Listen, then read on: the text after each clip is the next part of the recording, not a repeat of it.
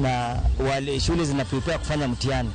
So walimu tunaomba kwamba wahisani na watu wengine tushikane pamoja, tuone kama tunaweza saidia kuokoa wanafunzi wa Madibo Primary na Nambali Urban Primary. Kawadhi nyime ni piny Kenya kawuono riwore gi piny mangima e dhialo kedi marachar, kedi ma itiyo godo gi jogo manigi ng'ol mar wang'. Jokanyo kwayo sirikal mondo chiw puonj e wi luoro kedi no, ahinya to ne joriembo ma giwacho ni ok chiw thuolo makare ne jok matiyo kod kedi no e tayo wuodhegi. Nyasi ma kawuono ne obagi e alap Manyayo. Riwruok e kind piny Kenya kaachiel kod Society for the Blind. Jokanyo lero ni midhiero ma joma nigi ng'ol mar neno kaloe ka giwacho yore mathoth maricho kendo ketho kede moyiedhi makonyogi e wuoth.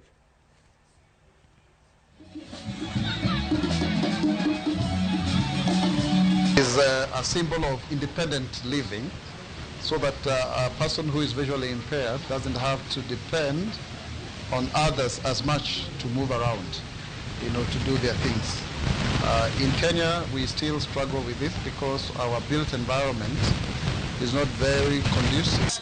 Lack of this availability of these white canes all over the country, and from my experience coming from the rural places whereby we do not have these tools, it's very challenging, and we really need to look into how we can enable the communities at the lower level to own up this tool or device. We are calling on the government to see how we can come up with a partnership that will even give the society a certain amount of grant so that we can fill in the gaps.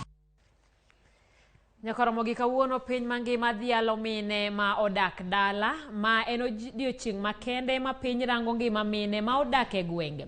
Midhiero magikaloe kod chir kata sinani magiketo mar bero ngimagi. Lwenje mag kit chwech mar nyithindo manyiri kod nyange mar nyithindo manyiri, keny ma ohiu gin moko kuom midhiero ma nyithindo manyiri kaloe. E gwenge ma Kuria, mine giwegi osetud kod siro nyange mar nyiri.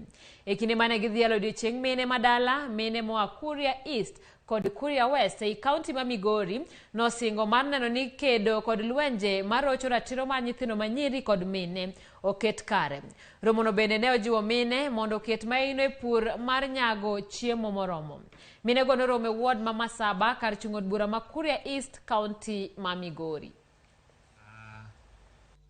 Nguvu ya chama. Si kweli? Sisi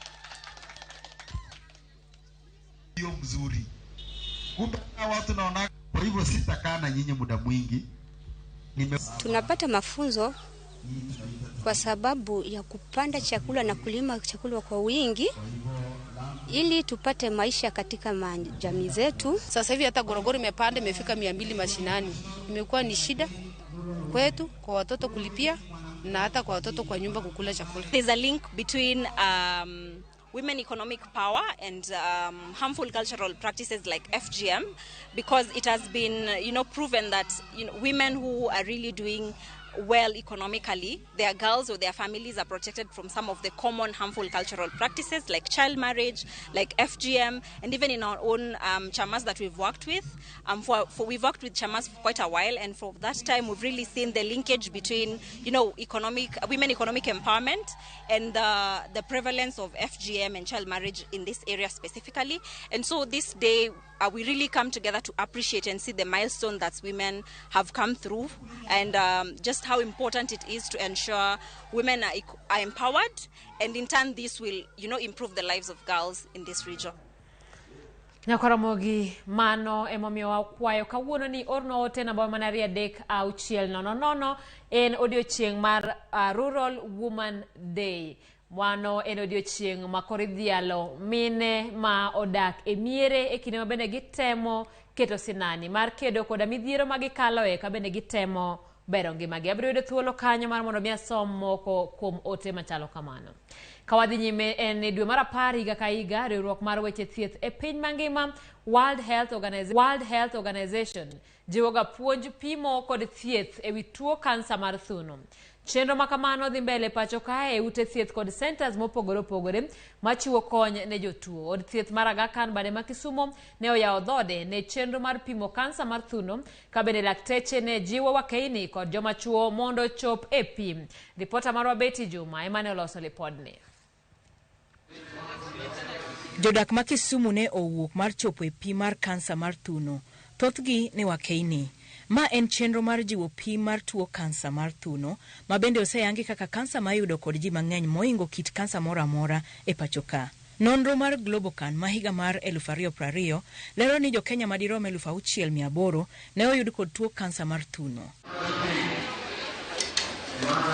Riwruok mochung' ne thieth e piny mangima WHO oketo tenge dwe mar 10 higa ka higa mar jiwo puonj, pim kod thieth mar kansa mar thuno. Mildred Oluoch, ma en jachiw thieth ne jotuo kansa, ojiwo wakeini ma hikgi romo 21 kadhi nyime ka achiel kod joma chuo mondo odhi e pim. Kansa kako wachno mako thoth mine, to chuo bende gimako 1% ma chuo yudo kansa mar thuno, kendo wasenenogi, wathiedhogi, to gin be gin kod wich kuot, ok gidwa ni gichop. Emomiyo okang' makama ne wakawo ni ji duto, obed chuo, obed mine gi nyiri machakre higni 21 mondo gichop oko, mondo wang'igi nono.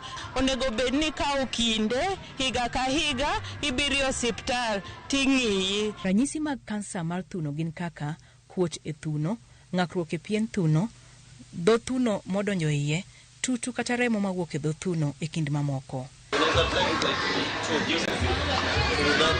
Laktar Alfred Mayani wacho ni thoe maluore kod tuo kansa mar thuno osebedo ka medore e pacho ka. Breast cancer is the commonest worldwide and in our country. In our country it is followed by cervical cancer. In terms of death, cervical cancer is the #1 cause of death. So just to highlight a few things that breast cancer is caused by factors, some of which we can prevent, others we cannot prevent. Some of these factors we cannot prevent, including gender. Breast cancer occurs both in male and female, but 99% of breast cancer occurs in female. So being a female is just a risk for developing breast cancer. But also age. Breast cancer peaks from 40 years and above. In African women, it is more commonly seen from 10 years earlier than the global statistics. Yore ma ijiwo e geng'o tuo mar kansa mar thuno chalo kaka dhodho nyathi e kinde malach, timo orako kinde ka kinde, thegruok gi kong'o kod ndawa e kinde mamoko.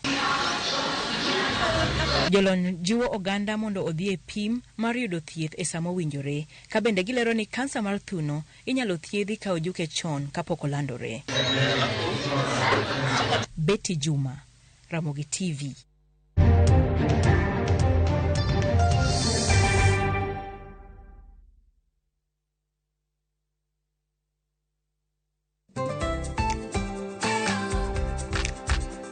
Ng'ama miyo ong'eyo ber mar tim makare kaka math mokinyi manigi ndhadhu kendo milimili kod blueband pile ka pile, opong'e gi omega 3 kod omega 6 gi teko madwarore.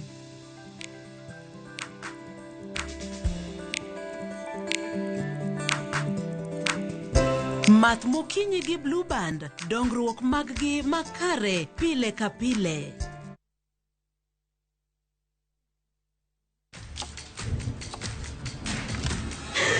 Have doodles taken over your home? Get Bolt and get your home back. Unlike other insecticides made from toxic synthetic pyrethroids, Bolt is made from 100% natural Kenyan pyrethrum, making it gentle on you but deadly on flying and crawling insects. When doodoo strike, stop them dead. Get Bolt insecticide today. The league tables are taking shape. Winning on Shabeki.com is getting easier. Enjoy highly boosted odds on the English Premier League, French Ligue 1, Spanish La Liga, Italian Serie A, and many top leagues only on Shabeki.com. Kuwa Shabeki. Play now. Strictly not for persons under the age of 18. Betting can be addictive. Play responsibly. Shabeki.com is authorized and regulated by the BCLB. License number 416. Shabeki.com.